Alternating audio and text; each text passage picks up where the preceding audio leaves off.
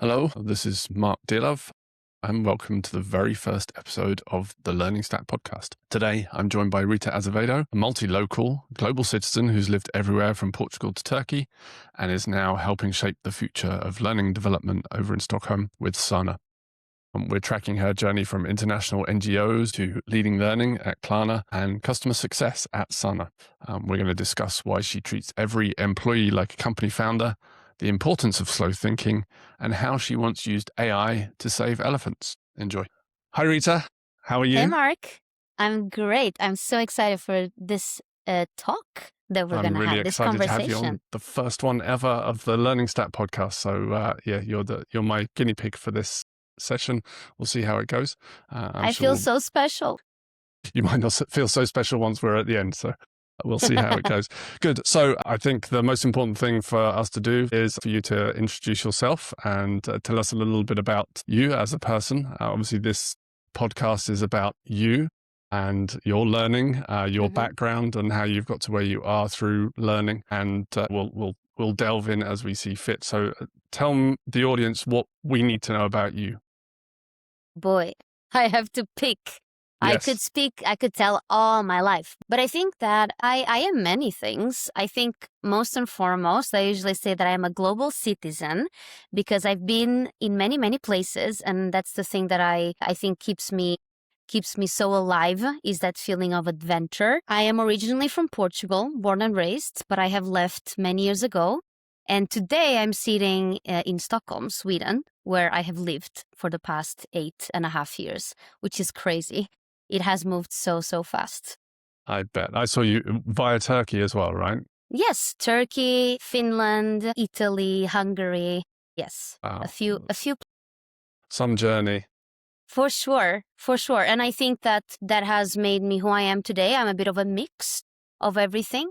There's a term called multi-local, which is like, you know, you lived in Istanbul and in Helsinki and Stockholm, and it's not really a Finnish or a Turkish thing, but it's like the city that I lived, a few of the behaviors that I took from there. And I kind of stumbled upon sort of the learning area, as I think we've talked about before. It wasn't something that I wasn't supposed to do. But as many people probably also listening, you have an opportunity and you take it, and then you're like, oh, I like this actually. And then you just continue and you learn. But initially I studied business, and then I studied political science after that. I wanted to be a diplomat. And I believe I do a little bit of that differently now. Yeah, working in a tech company or any software company or service business is definitely part diplomat, I think, working with customers, working with partners. Exactly. A lot of that there. So nice. Yes. So it's a bit about myself. And I think that over the years, I had to rediscover myself very, very, very often. And also being constantly moving around, I had to become very flexible and very adaptive as well. So it's something that I took with me. I'm happy in Sweden now. I don't plan to move anywhere else, but we'll see where life takes me. Excellent. Yeah, it's a beautiful city. I nearly moved there myself. I think we've talked about that in the past as well. Nearly moved there myself many years ago.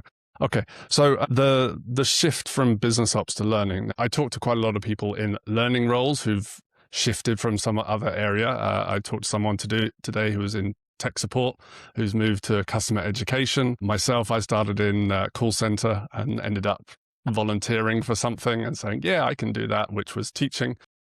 Yeah. And I've hired people that have gone through that same kind of journey. So what made you move from that business operational scenario into learning specifically? That is a great question. And as I said before, it wasn't really something I was planning to. So right after college, I decided that I wanted to save the world. So I joined an NGO, as many do. And that's what took me really to Finland and then to Turkey. And that NGO was all about multicultural understanding. So you would essentially manage internship experiences for young people. So I remember still sending my first young woman, 18 years old. She went to India all alone for 6 weeks, and she came back completely changed. And you can imagine, yeah, you go through all the shocking phases, and then you kind of like, oh, I'm home. And then you come back home, and then you're a little bit more complete, a little bit different as a person. So that was what I did right after school. And a lot of that obviously allowed me to do many different things, right? I would do whatever was needed. In Finland, I was doing operations, right? So I was really responsible for the growth of the product, of, really sending people abroad. In Turkey, then they gave me this role called talent management. And I was like, why? What is this? Why me? And part of that allowed me to visit many cities in Turkey and to coach teams. So I went to even close to Syria. I went to the south of Turkey, the north of Turkey, next to the sea, and it allowed me to be like, okay, I can see a team developing, going from this, they don't know each other, they struggle, they're maybe going through a storming phase, into something that they can achieve together. And I like that. So right after I decided to leave that NGO, I joined the corporate sector, which was a very, it was a bit of an impulsive decision, but I wanted to try something new. I wanted to go to corporate. And then I was placed into this global organization, 50,000 people, in global talent management. And then there was a whole other learning again. And there were things I liked, and there were things I did not appreciate about the overall talent management role. But one of the things I really deeply liked was the learning piece. And that was really all about that before and after, kind of learning how people learn. And I decided to go back to school while I was working. So I did, night school, and I learned really about the brain. I learned neuroscience, and that really gave me so much more confidence to then go into more roles there, because then I was like, okay, well, according to science, we need to do things this way. And we will talk later today, like how I learn. And I think truly getting deep into a topic is so helpful for me when I see that I want to go deep, become better at that. And that allowed me to go into other roles. The latest one at Klarna, where I was able to lead L&D. And that was an amazing playground. We had so much authority to do different things. And that felt very refreshing, which then led me, of course, to my latest role, now at Sana. And we will talk about it later, but it was a genuine decision that I saw for many, many years to come as well. But that's a bit of the story. Yeah, nice. That transition from, I think it was at Klarna, right? From the global talent to Yes. learning specifically. And also before that, becoming a leader. Yeah. So how did you manage that kind of transition from individual contributor to leader to learning? It was actually, this is a very good question, because the first struggle was really that, and it was moving from a team that was my team, we were teammates, into me leading them. And I felt a real imposter syndrome, actually, because I was very young, and I was even leading people who were older than me, and I truly felt that I wasn't good enough, actually. So I had to, again, read a lot of books, and really, fail often as well, and just try to do my best.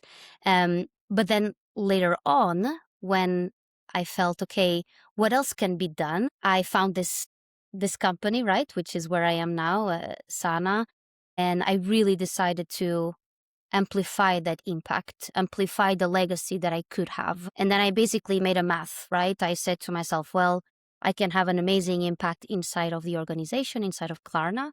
At the time, we were 6,000, 7,000 people, so that was awesome. But then what if I try something where I can do that to hundreds of organizations? So that was a big decision behind it. I think anytime you're going from, and I've done the same kind of journey. I was at IBM, 400,000 people, of which I think just my team on one product line delivering training was like 47 people as trainers, plus the support staff. And going from that, my next company was a startup, 200 people. It's a big mind shift, and I think we'll touch on that later on in the session in the chat. In terms of you mentioned imposter syndrome there. Does that creep up on you often in your career? Always. I think it's always there. It's a little voice inside of you. Sometimes is louder than others, but I would say it's definitely always there. And But also at the same time, it helps me to become better, right? To never be fully happy with the status quo, if that makes sense. I have come to terms to, being able to celebrate wins and to kind of take a step back, see where I am, what I was able to accomplish. I would say, and I think it's cultural. I will be honest. I think coming from a South European country, I think it is a bit, it is a very hierarchical culture to be part of Portugal. I actually never worked in a Portuguese company, but I heard it's very... Maybe that's, yes, you've got to get around it by not working for a Portuguese company. No, it's like Mr. This, Mrs. That, and I just want to treat people by their name. I think that's better. But I think that is very cultural. I have come to terms with it, as I said, and I think for me, a great way to make it, less loud or a bit quieter is to then be so comfortable with the topic at hand. So then go back to study and learn more about it. Right. That seems, from what we just talked about, your method of learning mainly is study. Right? Is formal. Let me go read lots about it, figure it out, Literally. experiment a little bit, and then actually implement it. Is that fair? I would say so. And that's also why I've gone back to school many times. I've taken, specializations and post-graduations, things like that, because I wanted to truly be confident with that topic. I didn't want to make assumptions. But I will tell you, after joining Sana, which where I am now, I've gotten much more confident with just not knowing and experimenting and also learning from others as well. I used to be someone who was very competitive. I still am, I suppose. But I would a little bit, just a little bit. But I would use that in the wrong way. I would use that energy to maybe isolate and not learn from that person. And now I really genuinely just my only competition is myself, if that makes sense, right? I really want to ask questions, and that's a method of learning more in the last 3.5 years, and that is just genuinely follow someone that is so good at something and be like, okay, show me why. How did you do this? How did you, we work with a lot of ex-management consultants. They do amazing presentations, and I'm like, I could never. I was like, how do you do this? How do you succinctly present information in a way that people are like, yeah, that makes sense. I love that. I love that. Yeah. Yeah. I think I kind of come at it from a slightly different perspective. Management consultants is not the audience that I would go and engage with so much. When I started in startups, my immediate focus was, where's the geeks? Send me towards the geeks. Find the people who are really nerdy about the technical side of the product. I want to get deep and dirty into it. I was teaching the product, so I need to learn it really well. And I went and said, I want a desk sat in amongst them, and I'm just going to absorb from them. So, yeah, I think that's what startup mentality is. You need to go and absorb from people. And you find your little crew, and then you absorb from them, and then you broaden that crew, I think. 100%. I truly empathize with that. People just become so much more comfortable with questions, with being like, I'm trying this bet. You use that word a lot, it's a bet. We're trying it out, and in a month we'll see if this works out or not. So we're in constant experimentation, and then the data helps us make those decisions. And for me personally, it also allowed me to just be much more comfortable with, I'm not always right. And if I think I'm always right, I'm not going to grow. So then I'm just hurting myself. I'm the only one who gets hurt in the process. So then, being very safe to admit that, you're stuck, experimenting a lot, and then truly documenting it as well, if that makes sense. Yeah, definitely. Yeah. How do you learn? How do I learn? That's for another podcast episode, I think. But yeah, I'm an experimenter completely. I'll sit, but I don't read. So I do have some books on the shelf over there. Yeah. Never read any of them. So wait a second. I do that too. Are you someone who buys books? Some of them are gifted. Some of them I got at conferences. I bought 2 of them, which is the Tiago Forte Para Method. I thought I'd get really organized and arrange my thoughts and get everything in nice folders on my laptop, and then they just sit on the shelf and look nice. So I bought those probably 5 years ago. Haven't read them yet. Yeah, I have this behavior that I buy. Sometimes I buy like 5 books at once, and I love to have them. I just love to look at them, and they're there. And then one day, when the time is right, I will read them. But I have many unread books at home. I'm the same with Udemy courses. I think when I had access to LinkedIn Learning, I'll go, I'll do that one, that one, that one, that one. Udemy courses, I've probably got 50 Udemy courses in. Never paid for one. I get them when they're free. But yeah, never completed one. Maybe that's because they were free. I stick books on my Kindle if I think I might want to read them. But if they're nonfiction, not going to be something I ever get into, really. Anyway, back to you, because this isn't about me. This is about you. It is and as well. And your journey. So one of the things that we kind of went past, I think probably your time at Harvard, when you were doing the Harvard studying, I noticed on your LinkedIn profile, your Saving Elephants with AI project. And that intrigued me a little bit, because probably before you even started working with AI at that point, I'm not sure. 100%. Tell me about that and what that was all about and what the outcome was. First of all, good job for finding that. It's something that I had forgotten, actually. So I was really deeply impressed by my time at Harvard. And I think I found some of the best teachers that I had ever worked with and learned from. And this particular subject was really about experimentation, going back to that point. So it was a studio. The subject was called Instructional Design Studio. And by the end of it, you have to prepare a real learning experience. But the teacher said, no cool, no, none of those things. And back then, Harvard, I think they still do, they had a partnership with ListenWise. And ListenWise, it's essentially, it's a ed tech organization. And they basically believe that if they developed students to listen better, they will be able to think and to write better. So the whole, element is around listening comprehension. So basically, I had to develop a syllabus for a teacher in the US to really go through a podcast by, I think it's, I forgot now, NHS, something like that. I don't remember now. No, it's probably something else. But it was a real podcast by a newspaper. And then they would listen that prior to the class. And then with the syllabus that I had prepared, the teacher to then go in and really develop these comprehension skills. So it was going beyond, well, is it A or B, right? Are they using this technology or that technology? But something that the teacher back then really allowed us to do, which I learned a lot from, was, okay, go beyond the basic comprehension and truly give students the questions that they can be like, oh, wow, that's hard. I'm not sure if I can understand that at like 12 years old, right? Because this is K-12 education at the time.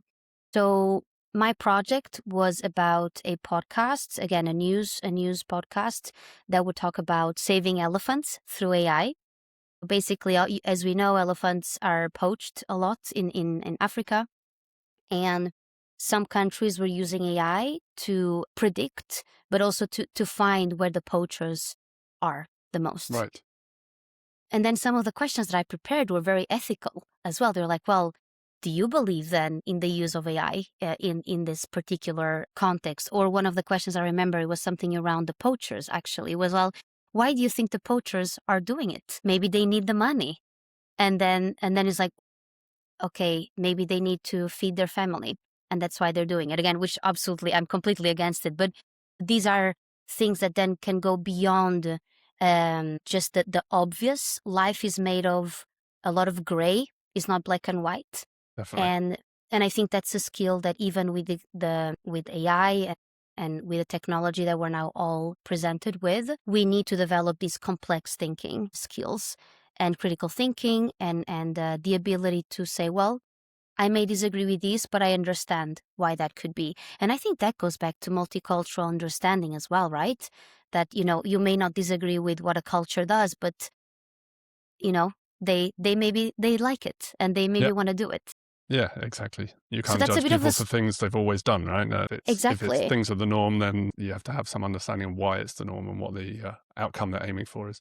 Exactly. So the whole syllabus was really to go beyond just a vocabulary or a A or B type of thinking, and to really go deeper into ethics as well. Right. Yeah. Okay. It was a very And do you know how the AI project actually went? in terms of the elephant It was very populations? successful. It was very successful, and it genuinely helped. There was a less poaches being reported. Maybe Right. that's the wrong word, but you know what I mean. Yeah. And I think that there's a place for it, which also for me at the time was very, very new. It's like, wow, I can see how technology can be used for things that are beyond a corporate use case, right? I think that was very refreshing to hear. Good. Well, let's move on to a slightly different topic now. Obviously, we talked about you moving through different companies, ending up at Sana. What was the reason for specifically joining Sana? What made you, obviously, I don't know if you applied for the role or if they asked you to apply for the role. How did Sana become the thing that was the next step in the journey of Rita?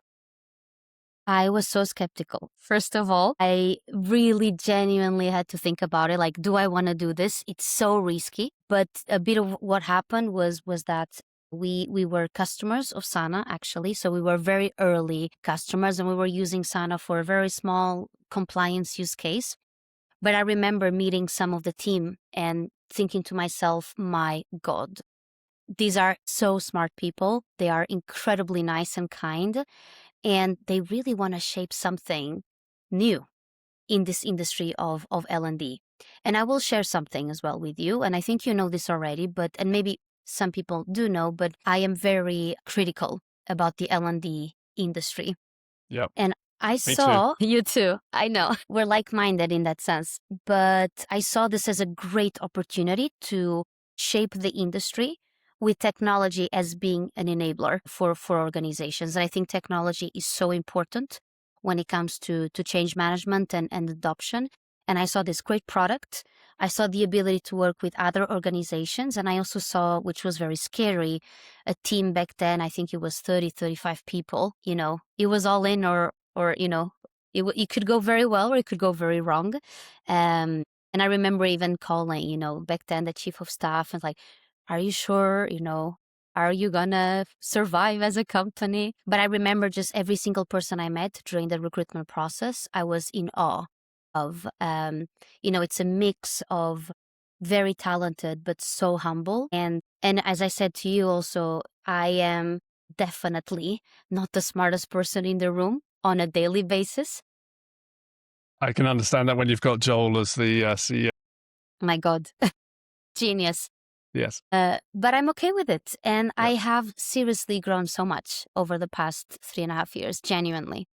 Nice. Yeah, I think there's a similar journey in my head from obviously IBM, big company, lots of people, lots of resources. You focused on a small part of what's going on. I did an intermediate piece at Teradata, not very interesting, and then joined a company called Telium, and the same set of engineers that I talked about earlier. Yeah, coming into the business, it was just over 200 people, but I think 28 people in the UK. When I left, it was 700, so there was a decent amount of growth. Not too Very good. super fast growth over 5 years, but definitely good growth there. But it was definitely the people. You find that group of people who you know you're not the smartest in the room, but you're able to absorb from the smartest people in the room, and you're able to learn from all of those people. And having a group of people, not just that they're smart, but they have the EQ as well. Right? They're able to communicate Yes. effectively. They're normal people. They're not often, I mean, developers, engineers have a reputation as being head down, not talking to people. I think the best engineers are not like that anymore. They probably were 20, 30 years ago. But being able to have Exactly. a normal conversation with an engineer in standard English and then delving deep into the rabbit hole, but getting explained to it in layman's terms, I think that kind of relationship in a work environment is amazing for growth. 100%. And I think it also leads to a lot of innovation as well, because people are genuinely looking for new ways to do things every day.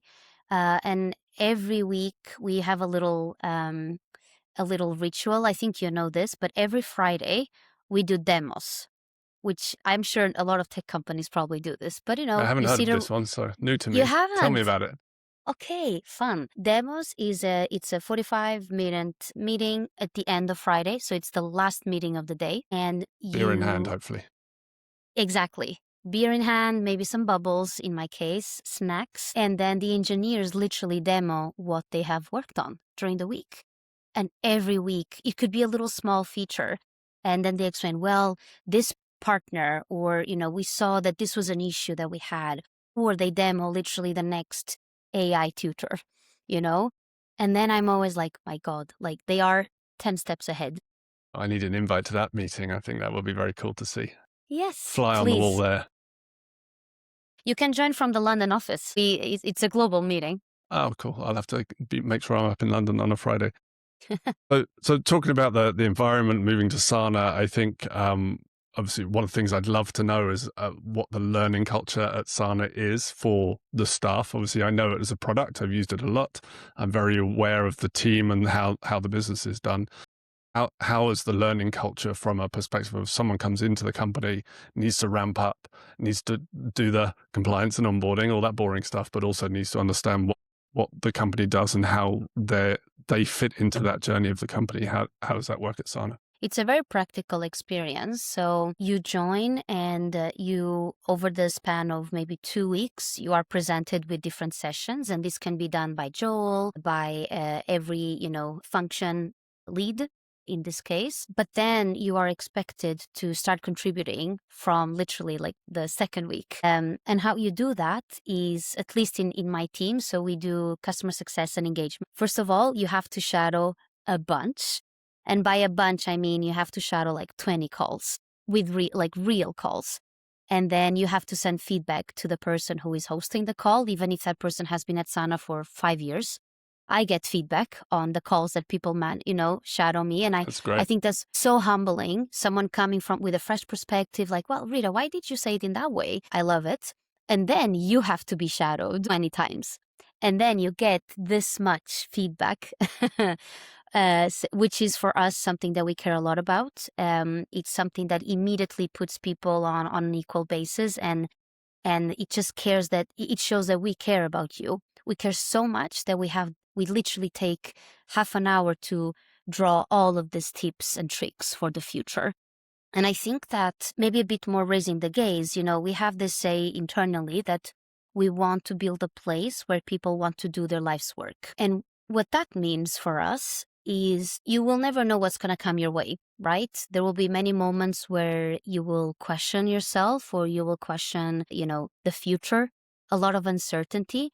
But doing your life's work means that you truly deeply care about doing everything that it takes to get that craft and to take yourself into that meaningful place with a lot of meaningful problems.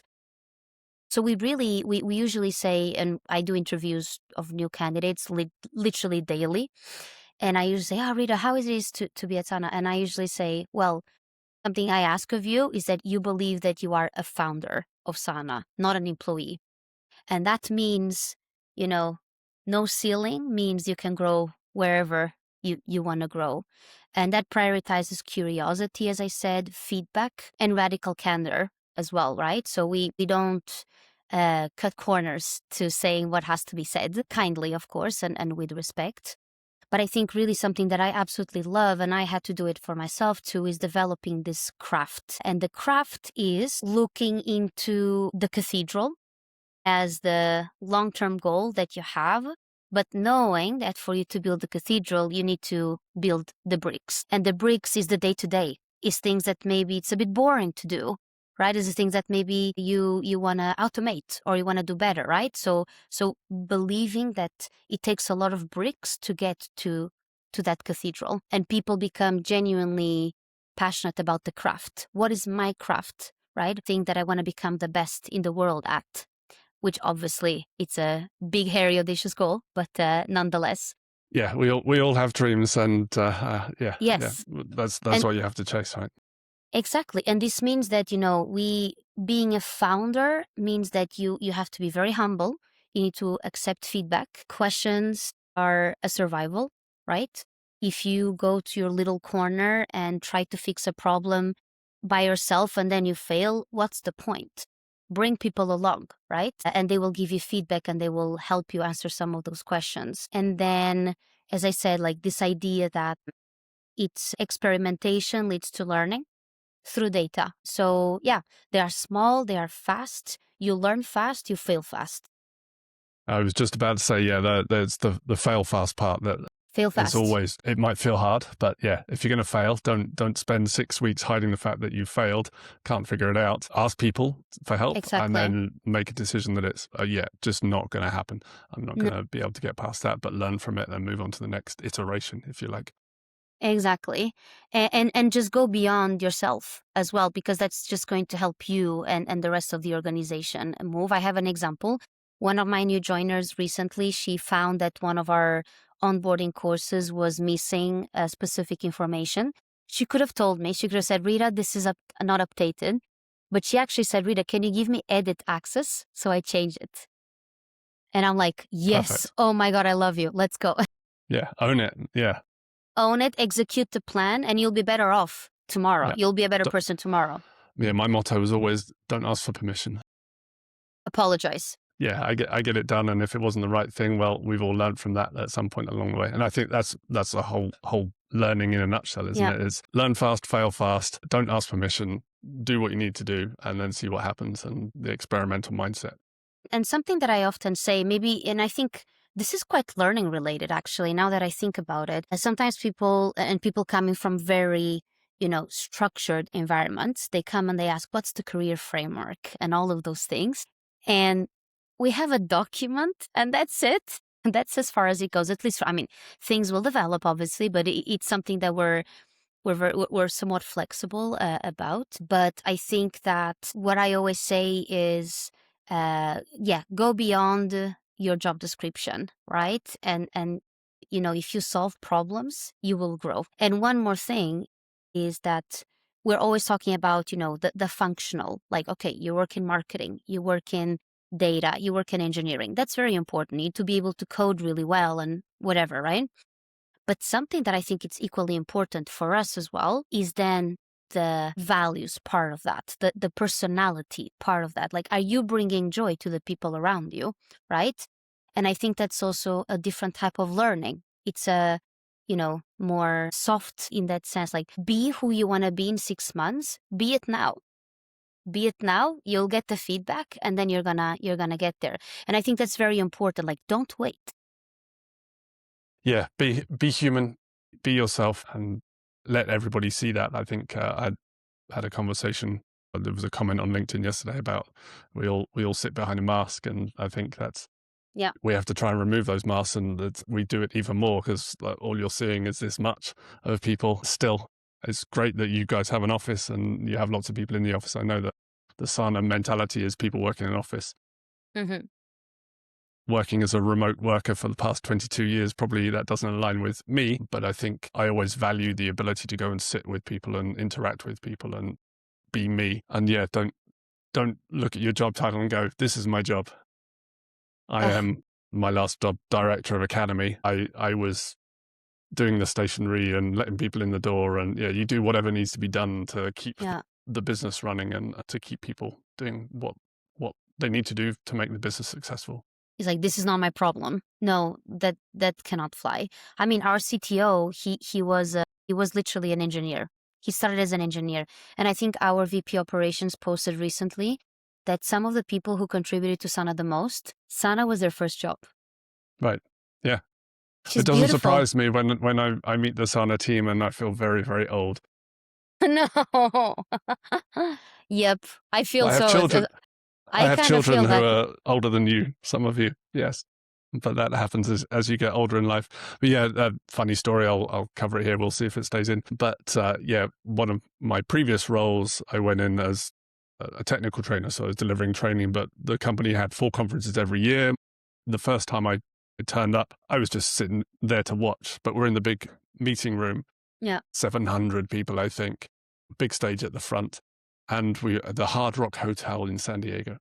And every 30 seconds, there was a massive bang because the doors to the room couldn't shut quietly. So 2 of us, 2 newbies, we were both like in our first conference. We basically just got up quietly, moved to the back of the room and stood there catching the door. And that was our job for the rest of the day. Just because we knew it needed doing, somebody needed to do it. We didn't have a role in there. We could still listen. It just needed to be done. So Yeah, don't be afraid to go do what needs to be done. Nobody's going to look down on you for being the doorman for a few hours if it makes the experience for everybody else better. I love that. That's such a good example. You took ownership. Yeah. And then you solved it. I Yeah. really love that. Yeah. I hope it That's wasn't too cold.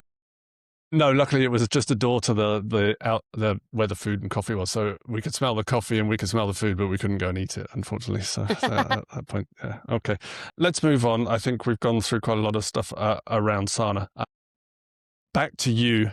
And people don't like talking about themselves too much, but right now, what are you curious about? What is outside of the work side, and I'm learning still maybe part of that, outside of kind of work topics, what are you curious about? What are you learning about? What are you trying to figure out to a deeper level? Good question. I would say it's always a self-discovery. I'm very introspective, right? And I'm always, and you will know that later on, because I know you're going to ask me about some books, but I think I genuinely, going through things in life and like, well, what is the person that I want to be? I think that's a constant search for meaning and for being the best person I can be. But I also have, maybe to answer the question a bit more concretely, I actually have a New Year's resolution. I mean, it's not a very concrete one. It's not like, okay, every day this. No. I could never keep it up. But I actually want to develop myself as a chess player. Okay. I like it. I've played for maybe a few years. I wasn't lucky to learn it when I was a child or anything like that. I wish I was. I think it develops a lot of skills for you. But I learned it as an adult, and I realized that it's probably the rabbit hole lately that I've been on. Especially two things. One is the emotional element of chess, right? So you have to truly think deeply, and you need silence, and it's okay if it takes you 5 minutes to go to the next, to take the pawn or whatever further. And people respect that, which I think is great. It's like a lot of slow thinking, if that makes sense. But I would say the other one is something that I also want to take with you in my life and I want to become better at. And it's seeing how an action can have consequences in 5 steps further, right? So not always only thinking about the immediate consequence of that.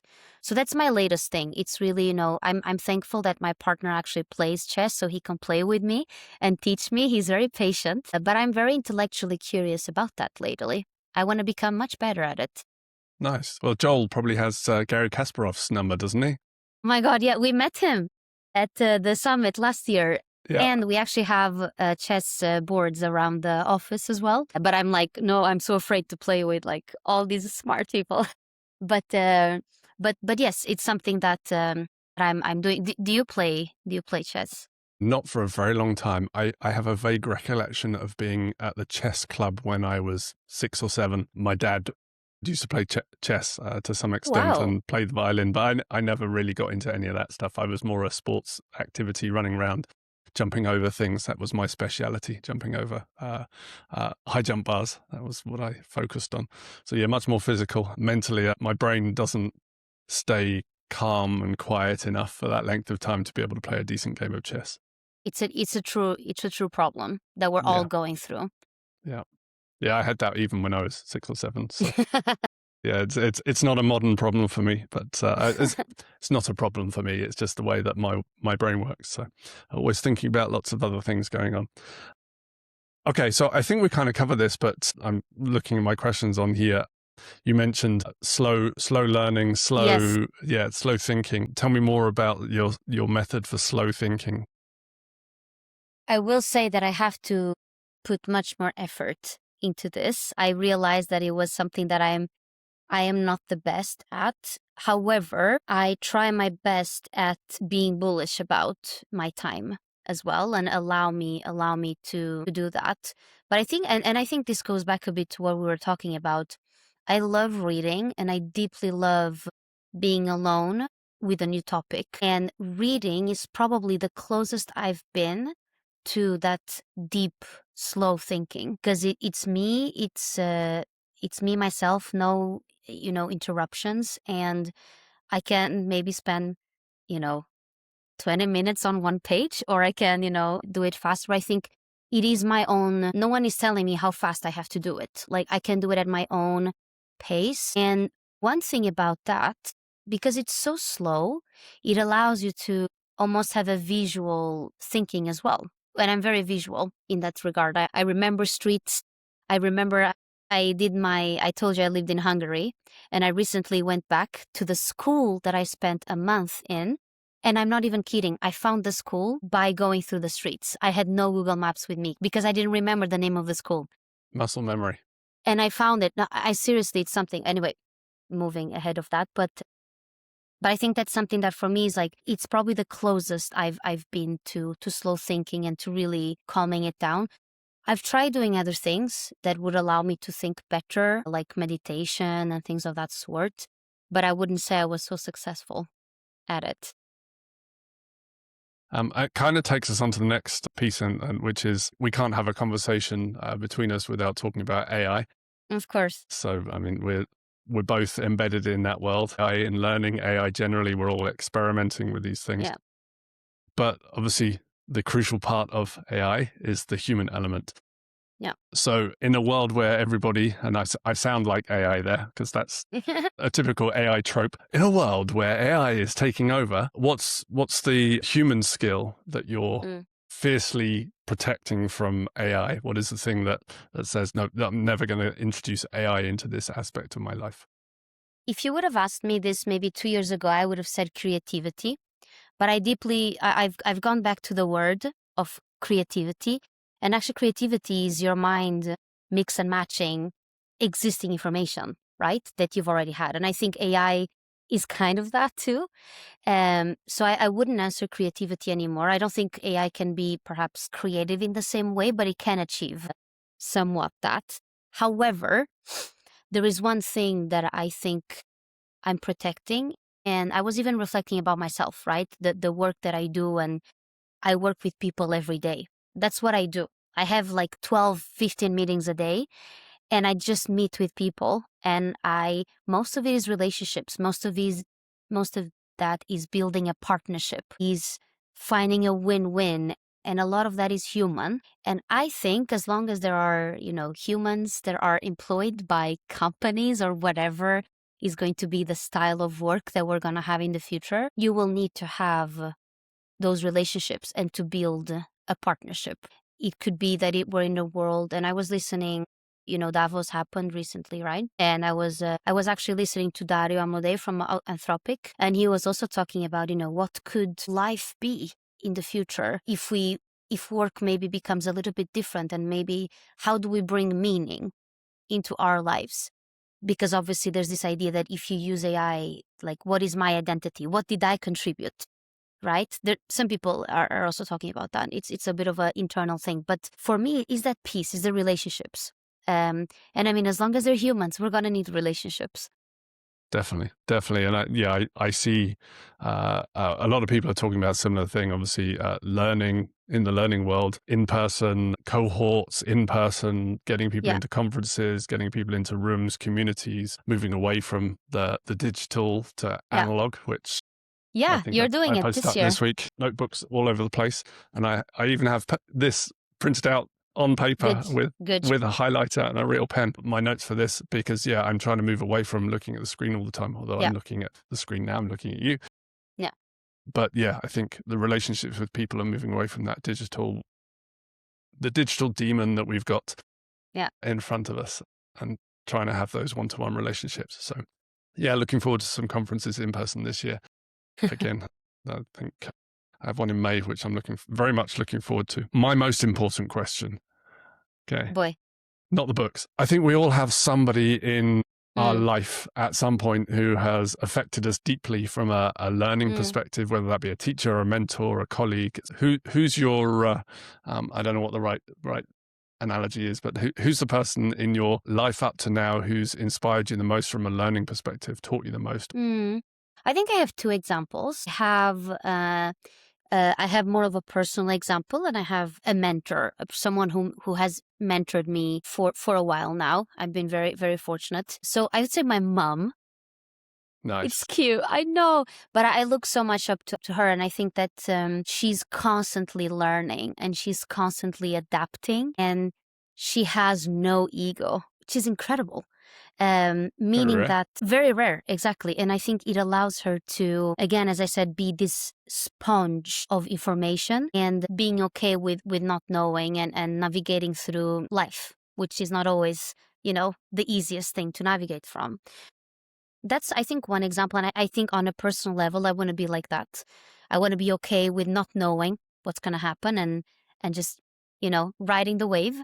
I would say on a more perhaps professional level, there is someone who has been a very friend of mine, and that was my previous manager at Klarna, actually, the one who I took over from after he left as a head of learning, and probably a mix of him and my current manager at Sana. They gave me different things. I think my mentor and the person who, was my manager at Klarna, they probably have this both in common. Like, they're very pragmatic and they allowed me to be a bit less emotional as well and kind of think about things a bit raising the gaze, right? So they taught me a lot about systems thinking, like life is a system. Everything that happens around you is a system. It's cyclical, right? And then how do you see the flags that may allow you to get a conclusion? This might happen. Right. And also to everything else in my job, like systems thinking is something that I try to get a lot from them. But also this idea that, they both come from, like, one of them is like a mathematician and the other one is an ex-management consultant. So like very, very different from me. So they really allowed me to become so much more analytical, but I will say so much trust put into a person, no matter the age, the background, but also deep, radical, candid feedback. Okay. And I appreciate that. Don't hide it from me. Just allow me to understand. Am I missing the big picture, or am I getting stuck in this, or what is it? And I think a mix of trusting you, but then allowing you to be like, actually, you will hurt yourself if this is something that, you take forward. And I appreciate that. Don't be afraid to give me the feedback and give me the trust to then execute it as well. And I think both of them have helped me a lot, for sure. I've been around many smart people. I've been very lucky in that sense. Yeah, I think, I can remember many good leaders in my past, and you remember the great ones and you remember the really bad ones. And yeah, I had some. Always, yes. So all we can do is aspire to be like the great ones and not like the bad ones along the way. So very cool.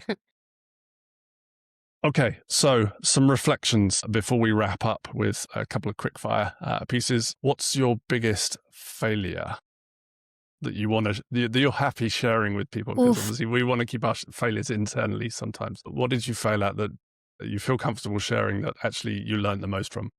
Absolutely. I think we were talking about this in the preparation meeting, but I think some of my biggest failures at the time, and that's why I'm so careful, because a failure, it's the immediate feeling and then it's the long-term feeling, and you always look back and things make sense. But I think some of my biggest failures was, I had a lot of no's in my life, and I think those were probably failures at the time, something that I couldn't achieve. But looking back, it brought me where I am. Where I am today. So probably that's as far as I'll go. Okay, so we're almost at time. So I had a couple of quickfire questions. So which book or podcast has had the biggest lasting impact for you? One is one that I've read when I was a young adult, and that's Metamorphosis by Kafka. And it was something that at the time was very scary, but it was deeper, right? There's a deeper meaning to that. It's amazing. It's basically someone wakes up and they're an animal. And anyway, but there's a deeper meaning around, self-reflection and how do you see yourself versus others as well. It's very powerful. But the other one that is a bit more recent, and I appreciated reading it, was this Factfulness by Hans Rosling. So unfortunately, he passed, but he was an analyst in Sweden. And he basically shows you that the world is not that bad as we may think. And he shows it with data. It's like, actually, this is how long we've come since the 80s on this particular, disease or whatever. And I really love that one. I probably should read it again because it's very positive. Yeah. Oh my Definitely a God. good mindset to have, particularly in the current climate where maybe we don't think that that is the case, but we won't get into the politics of that. And I think the only other question I have for you before we finish, I think we'll end on your one word in a second, but I do want to say thank you very much for your time. Thank you very much for your honesty. It's been a fantastic conversation. Before we finish, give me one word or one phrase to describe the future of learning in your mind. This was a hard one for me. I was going to say metamorphosis as well. No, but I think it's evolution. I think that's because it's probably a disruption, but that's a bit more negative. So I think evolution is more positive, and it highlights some hard decisions that we have to make learning as relevant as possible in the future.